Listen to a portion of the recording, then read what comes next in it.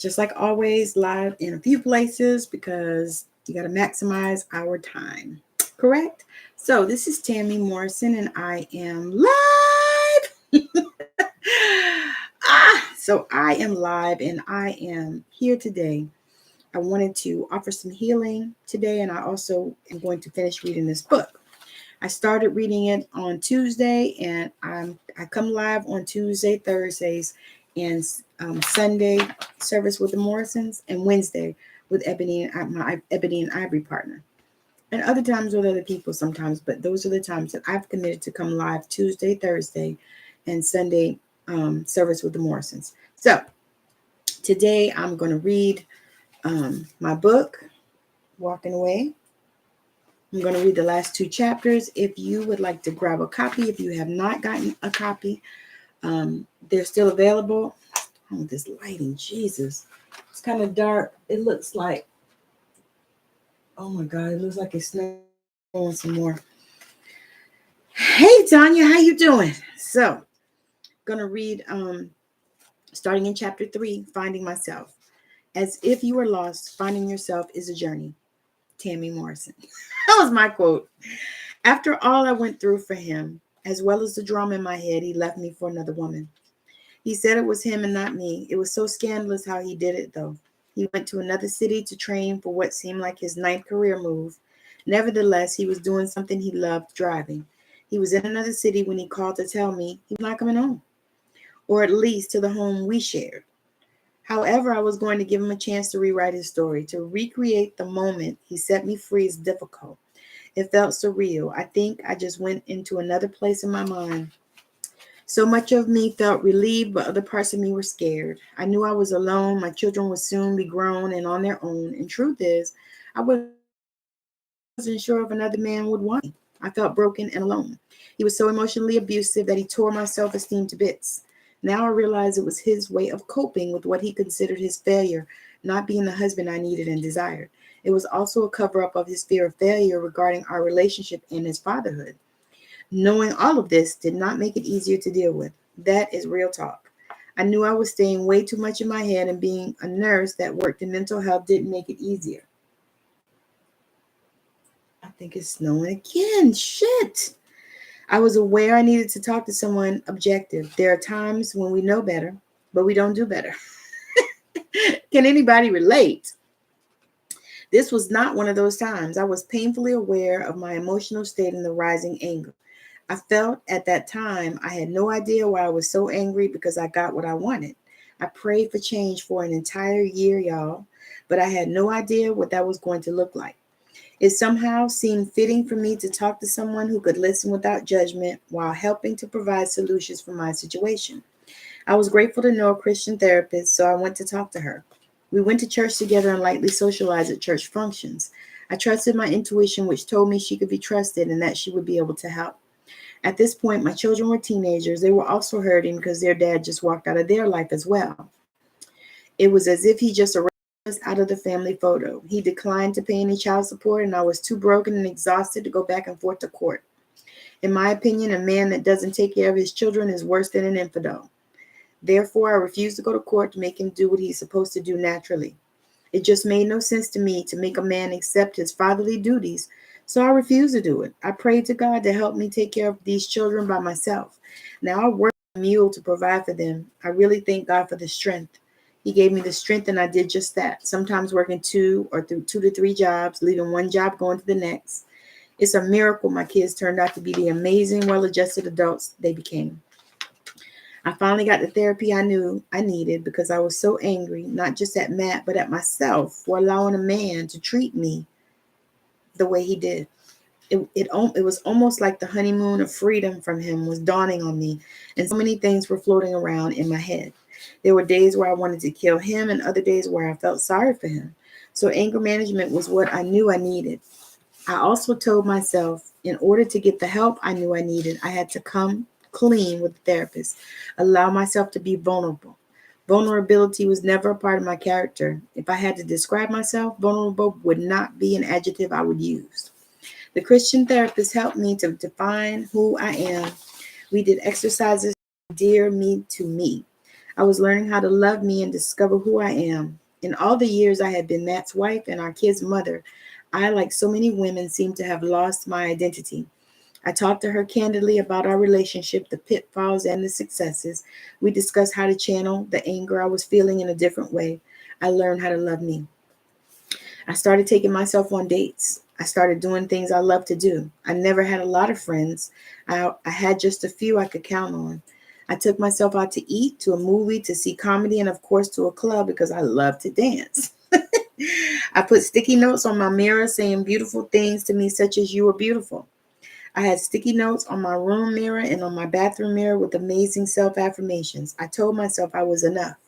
I told myself I was the best and I was worthy of someone to love me like I wanted to be loved. I didn't go out looking, and I put that on the back burner because I knew I needed to heal first.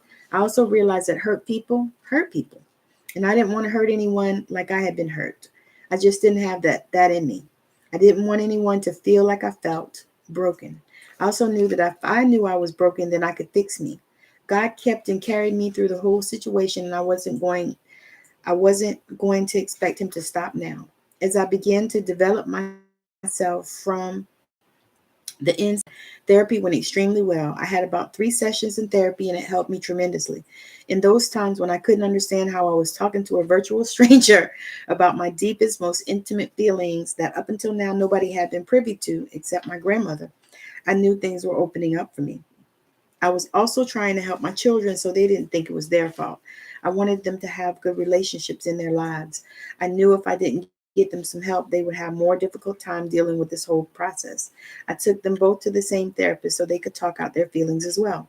I believe it helped them, but it's difficult to tell with teenagers because they are so in their feelings, you just don't know. I had some real life pressing issues going on. My house was on an adjustable mortgage. It was adjustable in a bad way for me because it went so high. Even with working all these jobs, it was difficult to manage.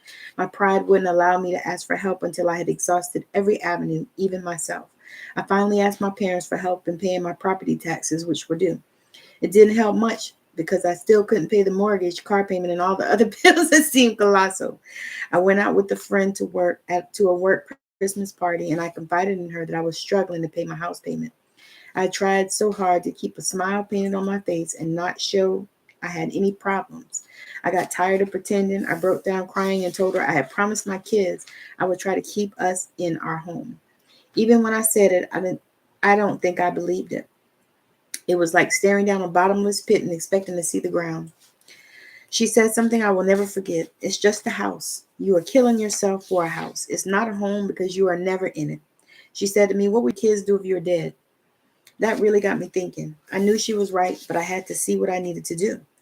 After all, you don't just give a house back. I felt like selling my home. That was the ultimate letdown. Like God just dropped the ball for me. I had a momentary lapse of faith because I couldn't believe a God I served faithfully would stand by and allow me to lose not only my almost 20-year marriage, but also the home he had blessed me with. Despite the temporary lapse of faith, I pondered all of the year's events and prayed for the best in the new year. As I was considering what to purge for the new year, a thought popped in my head to sell the house.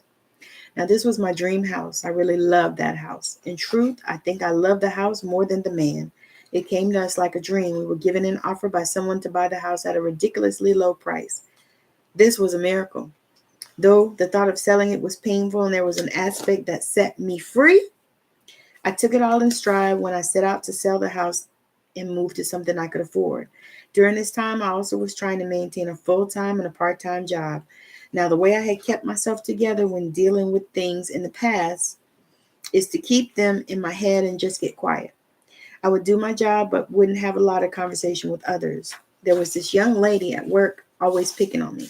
I wasn't giving her any attention because I had my own things on my mind. However, one day I had enough. She was like a gnat. You smack her and she comes back. I had no choice but to shut her down. Although this was never my aim, however, this far along in the drama, she had left me no choice. I explained to her that I had just gone through anger management. I didn't think it took, and I was ready to put her out of her misery by any means necessary. Now, I said this because I wanted to share this because sometimes we have to go that route. Sometimes we have to do that because people will push us to that place. Now, sometimes we don't have to allow them. And I think probably if I was in a different space, I probably wouldn't have allowed her to do that. I would have not allowed her to push me there, because typically I don't allow people to push me because, you don't tell me what the fuck to do. But moving on, she left me alone after that. But I had to speak to my manager because she sensed I was in a dark place after the outburst. She was such an amazing manager. I miss her. I love her, to this day. And I would love to speak to her again. But I moved across the country and lost touch with her. I shared my dilemma with her, and she was really understanding. I so appreciated her for that. Because many times managers and people that are in charge, they don't give a shit about your personal stuff. Even though, you need to care about people, because if you care about people, they'll care about your job and do your work. Having to sell that house, which had become a home, broke my heart the most because I hated disappointing my children. They had already faced so many disappointments while growing up, and they were still great kids. I felt like it was appropriate to talk to them and explain the circumstances around my only decision to sell the house. I told them I felt like the house was killing me and I had to get out of there. I didn't think about it then, but I felt I needed a change in the energy as well. I needed to allow the memories in the house to die there. I needed a fresh start. I found a house not far from the kids' school, more in my budget. It wasn't beautiful like the house we owned, but it would serve the purpose. I felt a little defeated because it seemed like we fought so hard for the American dream and lost it. For me, it felt like being punched in the stomach. I really felt like a terrible mother because I couldn't keep my promise to my children about being able to keep the home we loved. The house that had big, beautiful columns and was the first house you saw as you came into the neighborhood. It was the kind of house you could see Scarlett O'Hara coming out the front door looking for Rhett Butler. The neighborhood was off the path and so hidden that if you didn't know where you were going, you were not going to find it. I loved that about that neighborhood.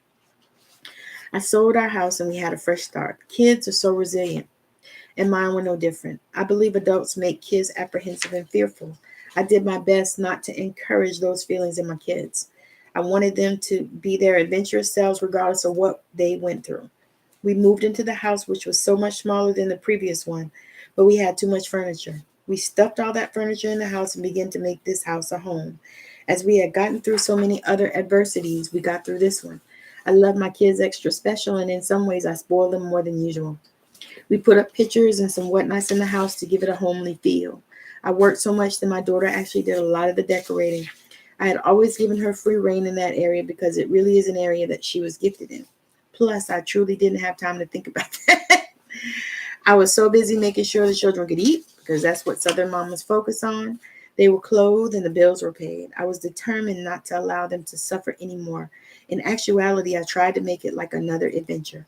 We had moved so much that moving was not something my children feared. They saw it as another adventure. I was really rather grateful they were so well adjusted. Even though a part of me was sad I had to let my house go, over time I began to feel the relief of not having that hanging over my head. The house sold so fast. I was grateful that it did because it was right at the beginning of the housing crash, 2008. I got out from under the house just in time, which means I didn't make any money off the sale. However, I didn't lose any money either. There were so many things running through my head, and it seemed that I never stopped thinking, and that's in capital. I had issues stopping my thoughts from running rampant, except when I went to work. I reasoned in my mind that work helped me because whenever I was at work, I couldn't spend so much time in my head because I had to deal with other people's problems. In church, it felt like, Lord Jesus. Hi, how you doing? Thank you for joining me on Facebook. Okay. No. All right. So, in church, I felt like I was being spotlighted. Because we were so involved in our ministry, people were so shocked we were splitting up. Looking back, I think people just had no idea what to say, so they say stupid, insensitive things. Oftentimes, people have not been trained to be sensitive and even caring, even in the church we attended for at least 6 years. I was determined to not look like I felt on the inside. For me, the journey was daily. What many people do not know about me is I suffered from depression and have for years. I tried different medications and nothing helped. What I realize now is the depression was never mine, but a mirror of other people's issues. At that time, I thought it belonged to me, so I decided to get out of the box and try something different. I taught myself how to do mirror exercises where I spoke life to myself in the mirror. I found a good thing to say to myself every day. I felt like I had no one to count on, and as a result, felt super isolated. Knowing this from a clinical standpoint did nothing to help me avoid it. It was a daily struggle, and I felt like I had to fight every day of my life. I felt like Sophia on The Color Purple. I had to fight all my life. I also had feelings of being unable to trust anyone. I felt so judged. In hindsight, some of it was me. However, there were things that happened to me that didn't make sense. Some men in my church I had fellowship with when I was married to my husband made passes at me. I didn't accept or even acknowledge it, but I was so empathic. I could feel there were women who were nervous if I even spoke to their husbands. I wanted and fantasized about telling them, I don't want your husband. I just got rid of mine. Some women who were previously good acquaintances were so uncomfortable around me. I had no desire for any man, certainly not their man. I was so focused on my own healing because I wanted to be whole. God sent me my new husband. I decided I was definitely going to get married again. However, I wasn't actively looking. I slowly stopped attending church because of how drained it made me feel when it was supposed to do the opposite. I have always been a prayer warrior, and this never stopped. I continued to connect with my spiritual team for support. Life as a single person gave me opportunities I had no idea existed.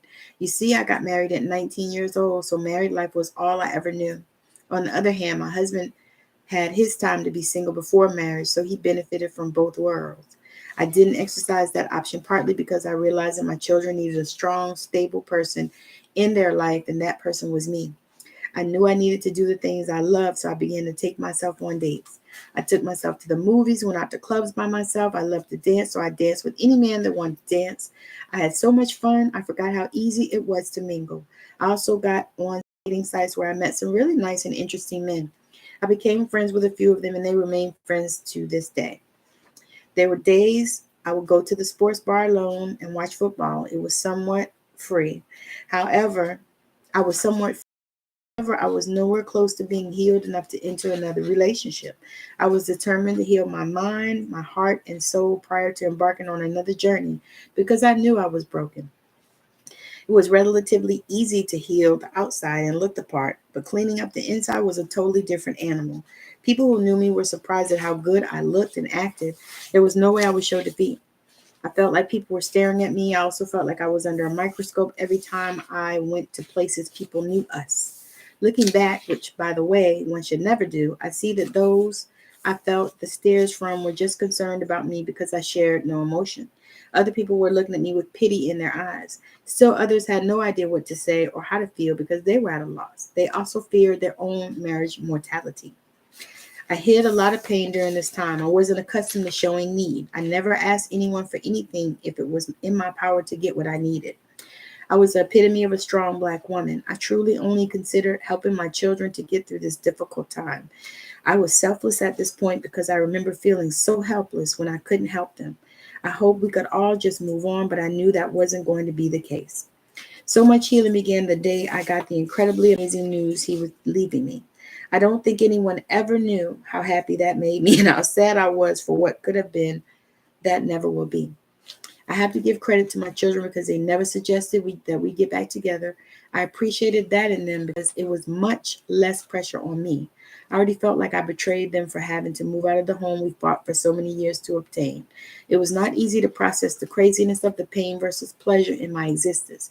There were so many things I didn't understand about myself that I was set on a mission to justify. I knew in my heart that there was love out there for me. However, in many ways, I didn't feel worthy of having it. It took quite a while for me to see the beauty, also to realize there was a man on this planet looking for me. I did know that the Bible in Proverbs 18:22 said, "He who findeth a wife findeth a good thing." When I read that scripture at that time, I realized he was supposed to find me, so that gave me hope. About this time, I met a few men and went out on a few dates. I was never looking for a husband. I was just exploring what was out there as far as the dating game goes. It had been so long since I was in that game, so I had to figure it out again. I met some men the old-fashioned way in a store or in a club. I also met some men in the online dating scene. I met a Very nice man, the good old-fashioned way. He looked at my car for me. I had very little money and really had no idea how I was going to get it fixed. He was referred by a friend. He charged me very little and fixed my car. He not only became my personal mechanic, but a personal friend as well. The first different thing about him is the fact that he was a gentleman and treated me like a queen. We went out on a few dates. Not only did I have fun, I didn't have to pay. In fact, he was offended whenever I even offered to pay. He would have been a perfect man if he wasn't already married. For some time, I felt ashamed of myself for having this relationship. However, I realized that nothing happens by accident. I truly believe that God had allowed this man to come into my life to let me know how I'm supposed to be treated. This man treated me like a trophy wife, and I loved every minute of it. He took me on trips out of town and showed me how a gentleman treats his lady. For a time, I was able to forget that he was another woman's husband and that I had been the wife of a man who cheated. As time went on, and as relationships are with women, I wanted more. On the one hand, I wanted more, and on the one hand, I was comfortable with the relationship because to me it was the best of both worlds. I, in essence, had my cake and was eating it too. Although he and I had a wonderful relationship, I believe I was so young. When I got married, I felt the need to explore other men. In addition to being in this relationship, I also dated other men. I felt I needed to get out of my system. This lasted for a few years. That experience, along with the positive changes I made in my life, taught me that I was worthy of having a man that cared deeply for me. For the first time in a really long time, I felt loved. I was on top of the world until I started to feel the guilt I knew I would feel. Because after all, this isn't my first rodeo in this department. I ended the relationship when the man began getting comfortable spending nights in my house, which I was uncomfortable with. I began to see how destructive this relationship could be to my life. I was allowing a man to do to another woman what had been done to me. When I think about it now, I knew it was wrong, but I felt justified because I had been so abused and mistreated. And so, in some twisted way, I wanted another woman to feel the way I did. I knew this was totally bizarre behavior that wasn't worthy of the woman I was becoming, so seemingly out of the blue, I began to break off this relationship. As painful as it was to us both, I knew that if I didn't break it off, he would never do so. And I had come to realize I wanted a man who was all mine, and I simply got tired of sharing. I put it out to God that I felt it was time for me to meet a new love, and lo and behold, a man showed up. He was handsome, pleasant, and treated me well. Not long after we met, he jokingly asked me to marry him. Now, I wasn't desperate or any hurry to jump the broom again. I thought he was a little strange, but he was a nice man and treated me kindly. After seeing him for a short while, in hindsight, too short a while, we moved in together. Now, I am sort of old-fashioned, and I really don't believe in living with a man without being married or engaged. I was convinced he was it, even though there were signs that this man was not my husband. I began to look at small issues that crept up in the relationship. There were things that happened I didn't agree with. I knew I couldn't marry him. He had problems with working, and that's something I couldn't deal with. I was a woman who worked a lot because I liked to have money, and I loved what money could do for me. I wasn't used to being with someone so comfortable with being broke. Not my speed. At this time, all of my children lived in their own homes. I made up my mind that if I was to be with someone, God would have to send him. I took myself to the place where I go to really think. I got off work one morning, drove myself um, the 2.5 hours to the beach. I sat and listened to the waves and talked to God about this new snafu in my life.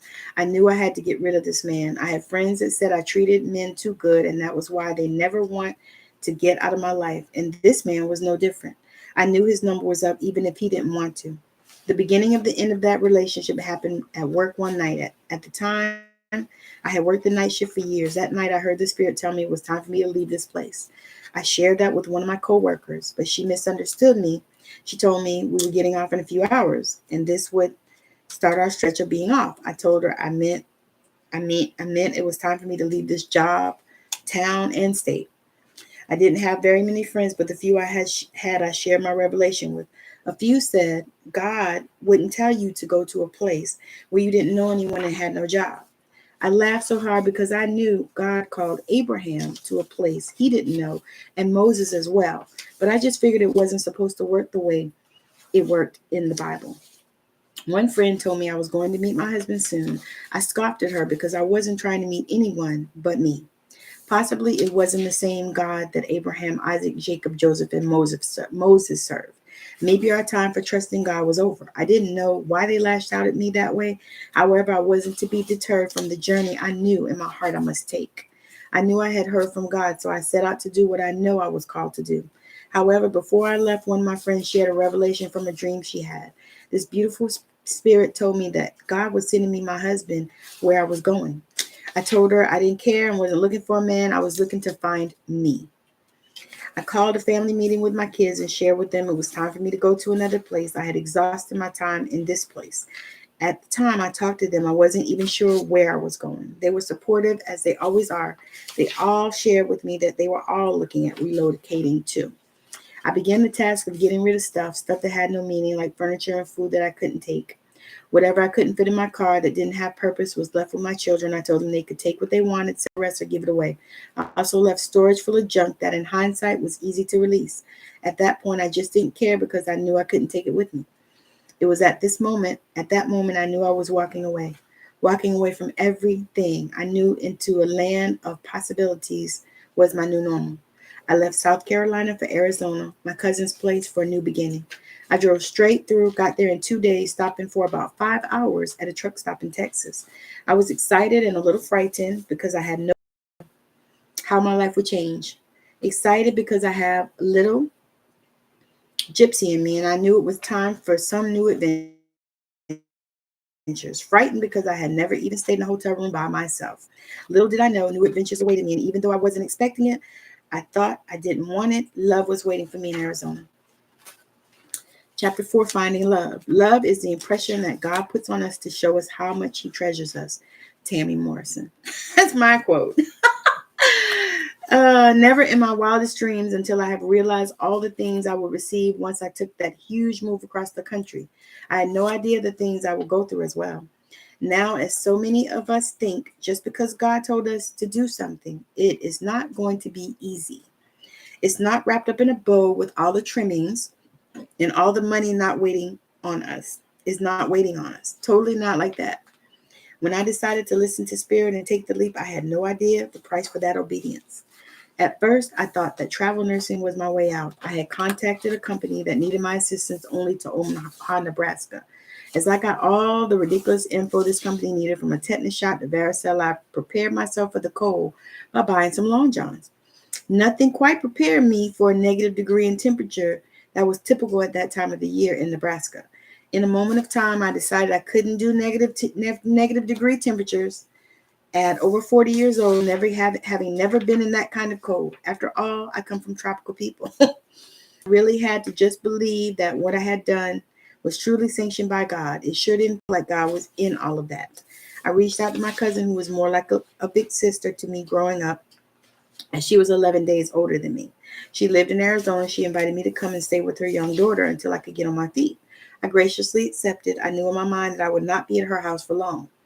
When I got to my destination, the first thing I did was get a job. I took the first job that came through for me. It was working for an agency I found out later was one of the lowest paying agencies in town. They also didn't get me consistent work. The places they sent me were slave ships. The work was brutal. The work was so brutal, in fact, that I found myself at work one day feeling like I was having a heart attack. I felt funny in a way I had never felt before. My chest was hurting, my head was throbbing. My coworker looked at me and saw my color was off and immediately started assessing me. She took my blood pressure and it was elevated at 178 over 100. Prior, my blood pressure had never been that high in my life, and being a nurse, I knew I needed some intervention. Hurdle number 2 was I didn't have any health insurance. My cousin came and picked me up from work in the middle of my shift and took me to the cardiac hospital. They proceeded to run tests and ultrasound. Convinced I had a heart attack, they thought they had saw some damage on the EKG. They kept me overnight and did a few more tests. In the end, the diagnosis was stress. They charged me a reduced rate of about $4,000 to tell me I was stressed the fuck out. I couldn't understand. At that point, I was just done. I started to entertain going back east, even though I knew there was a reason why I came out to this desert country. I went through so many emotions as I lay there in the hospital bed, thinking way too much while trying to sleep. The nurse ignored my request for sleep medication. It was so loud in the hospital I was unable to sleep. I requested sleep medicine because all the time I've been in the hospital, I could not sleep. They assumed I was drug sleeping because I told them exactly what I needed because I understood my body. After complaining to the supervisor, they gave me the medicine. I got exactly 5 hours of sleep before the whole change of shift happened. I thought to myself, this would really create a lot of stress for me. I was so glad that morning had come, and I anxiously awaited the doctor who would discharge me from that madness to show up. Of course, he was slow as molasses in the wintertime, a phrase my grandfather used all the time. As I waited for the doctor to show up and discharge me, I thought of all the things I needed to do. The first thing I needed to do was get a full-time job with a regular check because 1 or 2 days a week was not cutting it. I began to send out my resume and go to facilities and fill out applications. At this time, which was about March, I put in an application to work corrections at Arizona DOC. I didn't have another thought about it until I heard from them many months later. I got a job working the worst shift ever, 2 to 10:30. It was in a small facility that also had a mental health lock unit. I applied for the mental health unit since I liked that kind of nursing better. I was told when I was hired that when there was an opening on the mental health side, I would be offered that position. But in the meantime, I accepted the skilled nursing side. I knew it was a mistake, but I needed a job, and at the time, they were the only ones biting, and I soon realized why. I tell people I may have been born yesterday, but I stayed up all night and studied. So as I came into what was a chaotic environment with questionable leadership, I do what I always do. I help the patients. The job was extremely difficult because, as it is in many facilities, there are not enough people to do the job, so one person ends up doing 3 jobs. This place was no different, and the management was horrible. My immediate manager was an ugly snake of a woman. It's difficult for me to hide my feelings about a person because I've never been able to do that in my own life. So I didn't hide my disgust for her. I just didn't go out of my way for her. She was so unkind and one of the worst managers I had ever worked for. I was also a little older than her and much prettier, so she really didn't care for me. It had nothing to do with my work because all of my patients loved me. In fact, I had patients that missed me on my days off, something I am sure that I'll call her Miss Priss didn't like.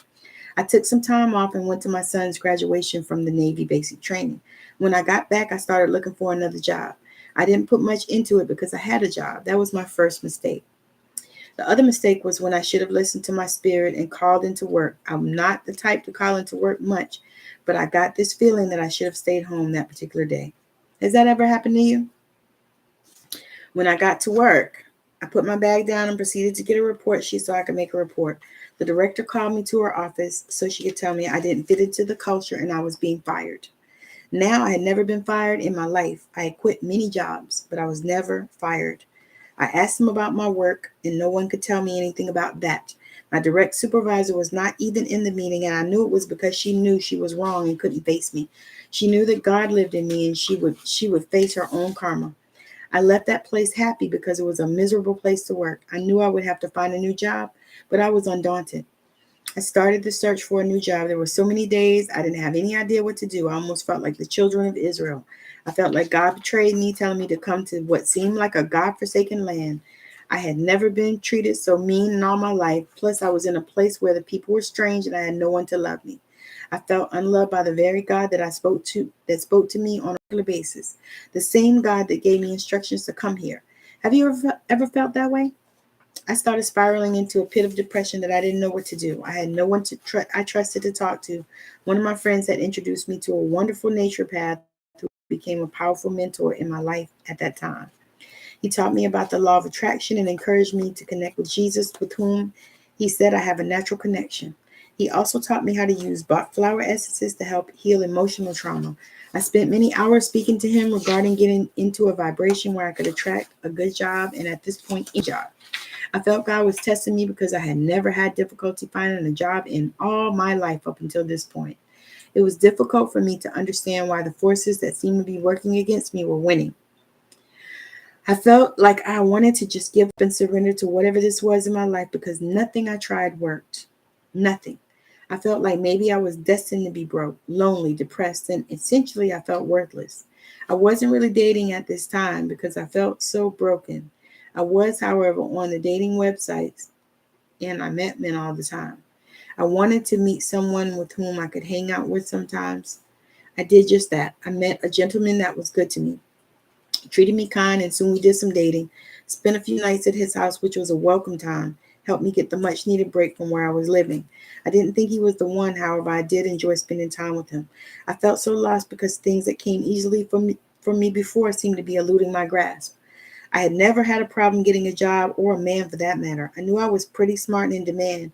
I also knew that knew what I was looking for in a man. I thought for a while that God brought me so far from home so he could torture me alone and no one I knew could witness. I knew this was wrong thinking, but when I'm in situations like this, my mind goes crazy with worry and scenarios that make no sense. My mentor at this time helped me to shift from a place of not attracting anything in my life to a place where I had not one but three jobs. The first job, which was part-time job but not part-time hours, in a facility with a few locked mental health wards, which was so in my comfort zone.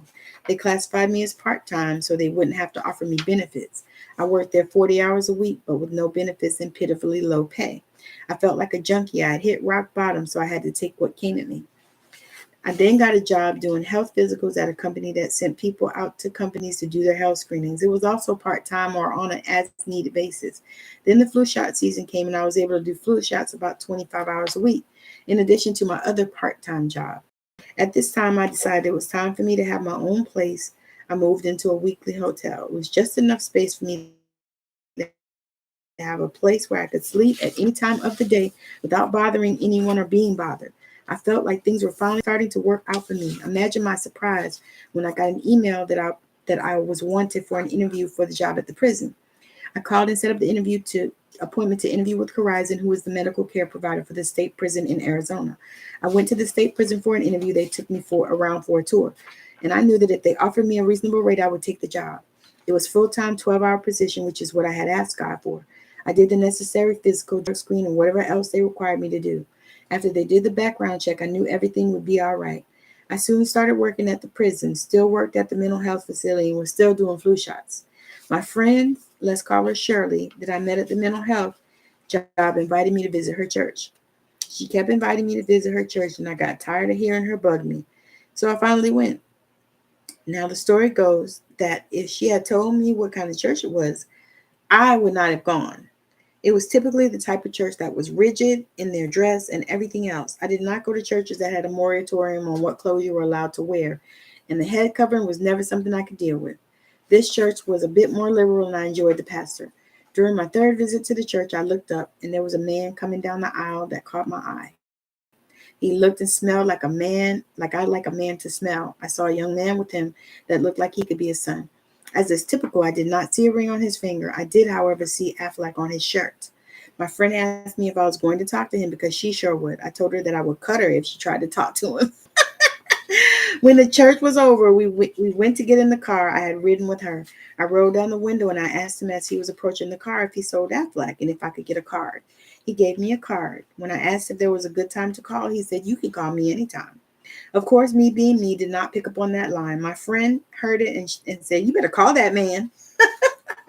I waited a day or two before calling the number on the card. When I called, I got a voicemail, but I did not leave a message. The next day or so, I was so busy I didn't think to call. A day or so later, I called and got a receptionist who told me he wasn't there. She, however, asked if I wanted his personal cell number. I took his number and waited a day to call. I left a message explaining who I was and waited for him to return the call.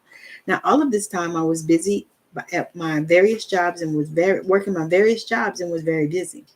Almost every day, I worked somewhere. I was looking for a house to live closer to the prison, which I knew would be my primary job. The word I received from one of my girlfriends back east was I was going to meet my husband that year. Of course, I scoffed at meeting any man, especially one I would call husband. One of the most profound dreams I had in my entire life was a dream that I would meet him in church. That was profound, especially for me, because I had decided I had enough of the church. Just so no one misunderstands me, I had enough of the church, but not God. I felt like the church took all my best and left me dry. I knew that wasn't a good feeling. Nevertheless, this is how I felt. It took us about a week to connect. I called the number the secretary gave me and left him a message. He finally called me back, and when he did, we spoke on the phone for about 2 hours. He asked me out to swim, but I declined because I was going to look at houses in preparation for the move I was making. I immediately was suspicious, thinking he just wanted to see my body. I had been so conditioned that men play so many games. I suspected he was not like that, but one never knows these days. We decided to meet later that night and go to dinner. Dinner was at a restaurant I had never been to and wanted to try since moving there. He asked if I wanted to meet him at the restaurant, but I told him I was old-fashioned, that I wanted to be picked up for a date. He did not have a problem with that. Soon he arrived at my little apartment to pick me up. This man looked handsome. Also, he had a smell that was intoxicating, just how I liked. He was dressed in jeans and a collared shirt that fit him like it was created for only him. The conversation we had in the 4 hours we spent at the restaurant changed my life. I wondered if he was the one, even though I had no expectations. He was so kind and caring. He seemed like what I asked God for. I didn't want to jump to conclusions, but I felt something in my heart for this man. One of the things I asked for was a man who had experienced some sort of hurt, because in my mind I reasoned that if he had experienced hurt, then he would know how to treat a woman who loved him. I had decided if I would only deal with the man who loved me. Starved for love in a relationship where it was non-existent for so long, I knew I was not settling for any type of disrespect or lack of love. As I got to know this man over time, I realized some more. Prior, I had been abused, so I didn't trust easily. I had been so abused, so I didn't trust easily. I also was old-fashioned in that I wasn't going to spend much time living with the man if he wasn't interested in marrying me. I had called my mom and shared the details of my date, and also that I felt this man was supposed to be my husband. Though I couldn't explain it, my intuition knew this was the man God had sent me to Arizona to be with. As I previously mentioned, just because God is in it does not mean it is always easy. This situation did not prove to be any different. Sean and I discussed whether love could happen so quickly. He and I both agreed it could happen. I was so smitten that I acted a little strangely. I did things I wouldn't usually do. I found a house closer to the prison I worked in. I dated a little even after we met because he disappeared for a time, and I wasn't sure if we were going to be together. I knew in my heart in the short period I was with him, we were destined to be together. I found peace in working and paying my bills. In my move from the East Coast, I had lost a lot of my stuff in storage because I hadn't been able to pay to get it out. I could not pay. It unnerved me even more because I didn't have anything to put in the house I was renting. Then something quite miraculous happened. I met a neighbor who asked if I needed furniture. I told her yes, I did. I bought a sofa, a washer and dryer, a blow-up mattress, and a television. I knew I was set, but some things were still missing. She told me she had a house full of furniture, including pots, pans, and dishes, and I could have it all for $1,200. And not only that, I could make payments in installments. I knew the Lord had answered my silent prayers. It was like the so much I had lost was returned to me. There was even an ironing board and an iron. Now, those that know me know I use an iron rarely. Just the fact that one came with all the stuff was a gem. At the end of the year, I usually purge my contacts and release any I haven't talked to in a while. At this point, as I was at the point of purging Sean's contacts, I received a text from him. He said, "I was thinking about you and would love to see you." I thought about just ignoring the text, but something inside of me wanted to see this man. I responded to the text in a short, curt way. I was a little sarcastic and cynical in my responses. The truth is, I was hurt because I thought he had just left me. I also had a nagging suspicion he was married, and I couldn't shake off that feeling. I invited him out to my house for Sunday dinner. I cooked and baked a cake, and he showed up with an appetite. He was so appreciative, it actually caused me to fall for him. I wasn't really used to men expressing appreciation. I think I was so used to takers. I had limited experience with men who were givers and protectors. He had to go to work that night. When I looked at him, even as angry as I was with him for how I thought he treated me, I felt peace. I wasn't accustomed to being ignored either, so there's that. I had such compassion for him that he chose to come out and visit me because it was about an hour's ride to my house. I told him to get in my bed and rest. I covered him up and kissed him. At that point, all was well. He asked me to come lie down with him, but I didn't disturb his sleep or give him any ideas. It felt like I was already in love with this amazing human. He was so impressed by my caring and consideration for him. I thought it was just kindness. I thought nothing of it. This act made an impression on my beau. He got up and went to work, and I felt a little hole in my bed where he was. Again, he smelled like a man I like to smell, looked like a man to look, and worked like a man to work. Get the picture? I knew my life had changed at that moment. We became again, and I didn't really need a sign. I knew this was my man. I spent the night at his house one day, and a few weeks from the first time he did at my house. While lying in bed with him, I got a flash. I looked up, and I asked him if he was married. He had a look on his face that told me what I needed to know. My next question was where she was. We spent so much time together that I knew she couldn't be where we were. My assessment was correct. She was back east. He then explained he had left a few years ago and not looked back. He told me he was in love with me and he needed to close out that marriage. I wasn't happy with that, but I understood where he was. I too had gotten divorced only after being separated for 3 years. Boy, I sure understood this.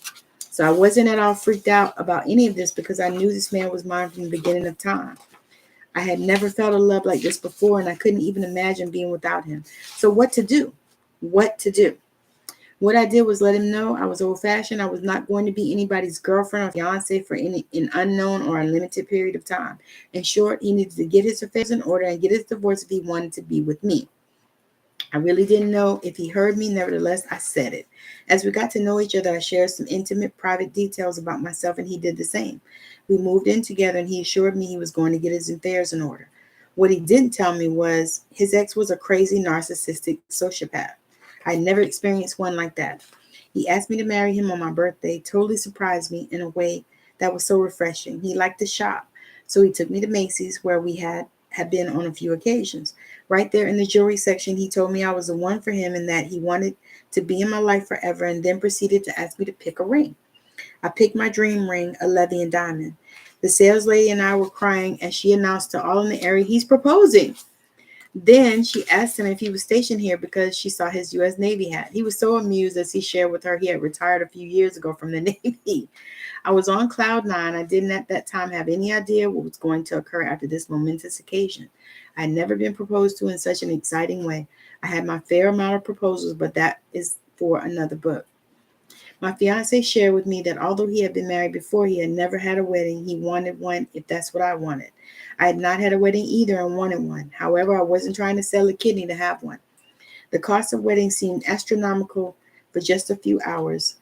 Plus, you'd have to feed folks you may or may not like. We decided we were not going to break the bank. However, if we could find something beautiful but reasonable, we'd go for it.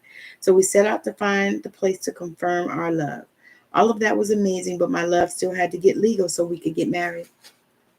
I had no idea his ex was so vindictive and crazy. She tried to drag out what should have been a super simple divorce. She was so conniving, narcissistic, and sociopathic that it was all about her. He hired a conniving weasel of an attorney and then filed what amounted to boxes of legal papers for the almost 17-year-old child still in school for child support. It was such a scandalous affair because, as people who feel entitled are, she set out to make my love's life and mine miserable. She waged a campaign to try to complicate and stop our marriage, and that made me all the more committed to it. I've always been the kind of person that is inspired when I'm told what I'm not going to do. She involved their children in this preposterous undertaking. She bullied their son, who I adored, into giving up details about me that had nothing to do with the dissolution of their marriage. If it was based on love, I would have backed off. But my intuition showed me that it was just greed and a thought on her part. I don't want him, but I don't want anyone else to have him. Just like a lot of women, she was a bitter shell of a woman that I'm sure no man in his right mind would want.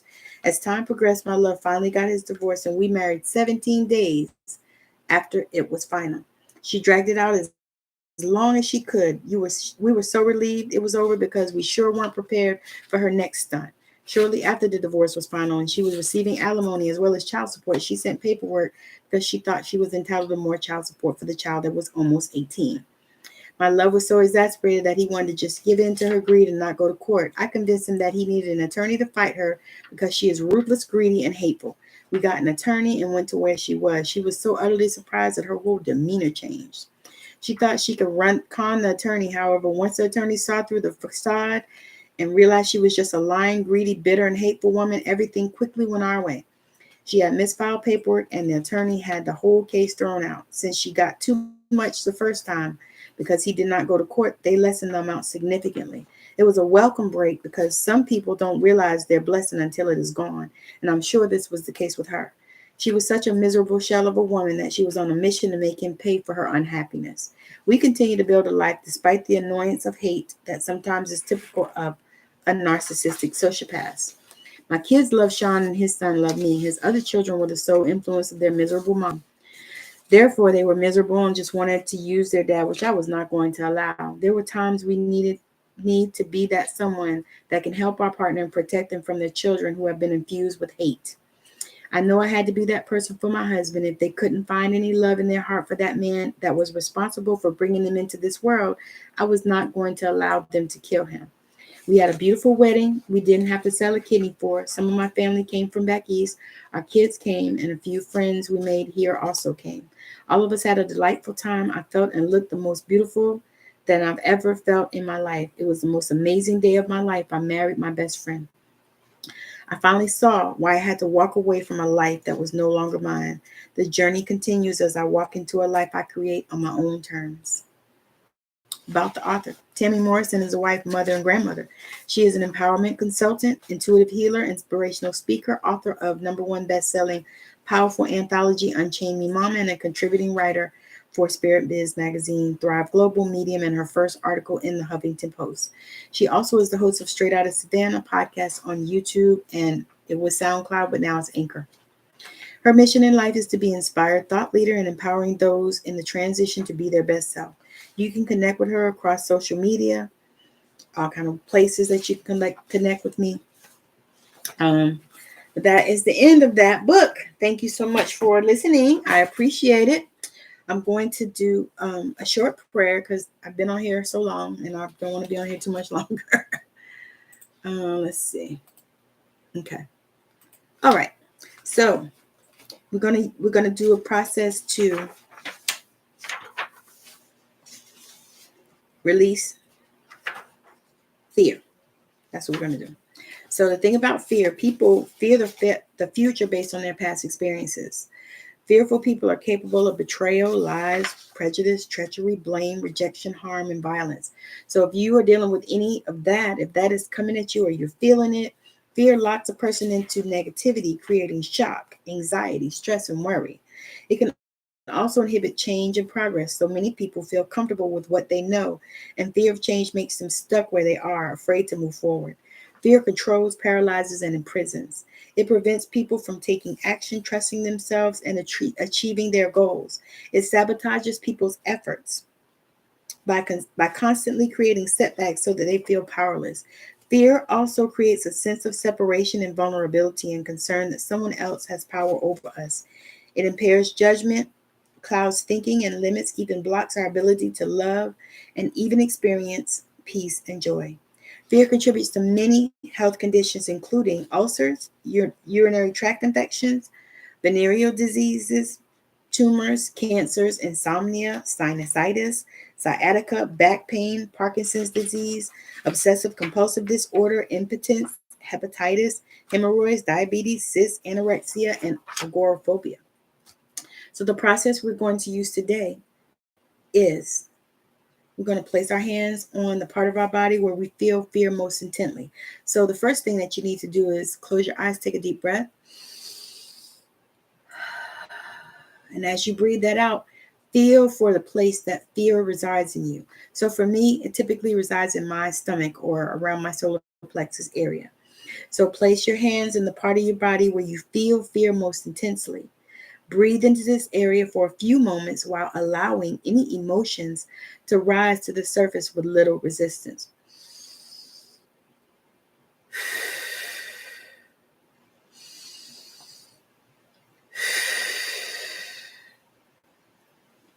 Relax your hands and say, Divine Healing Intelligence, using the orange-red flame of purification, please dissolve all fear, anxiety, worry, and powerlessness.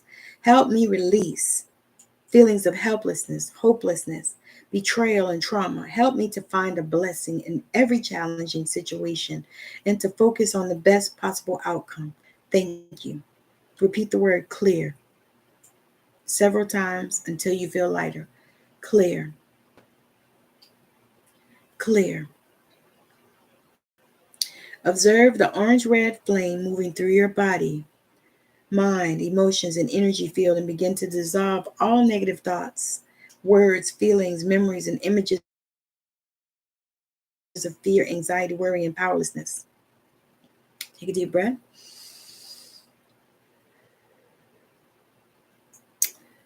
We're going to do a process to release overwhelm.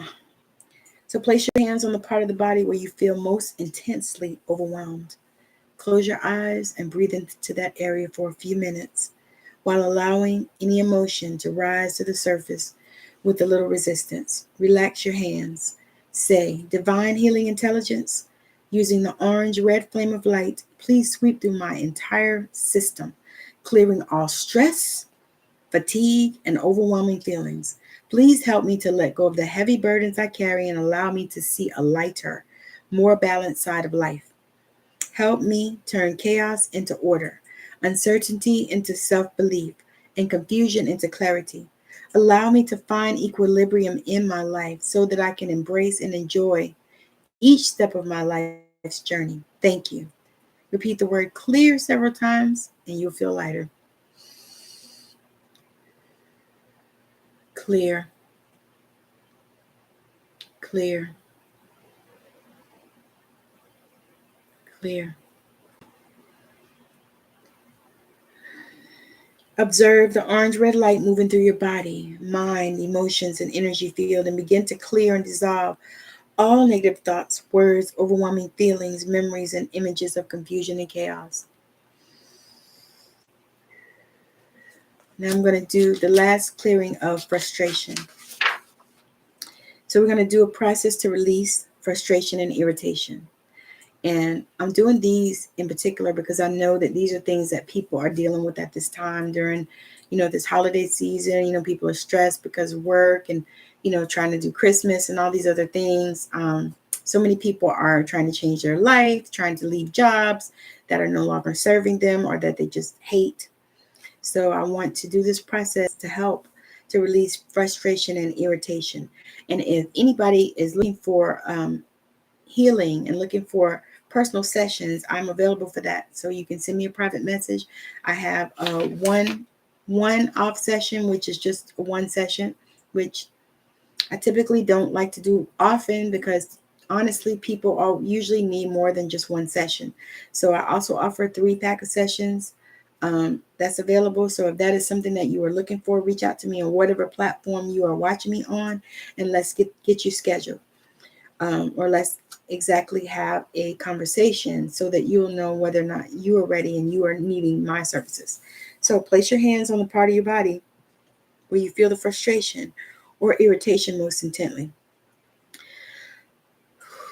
Close your eyes and breathe into the area for a few moments.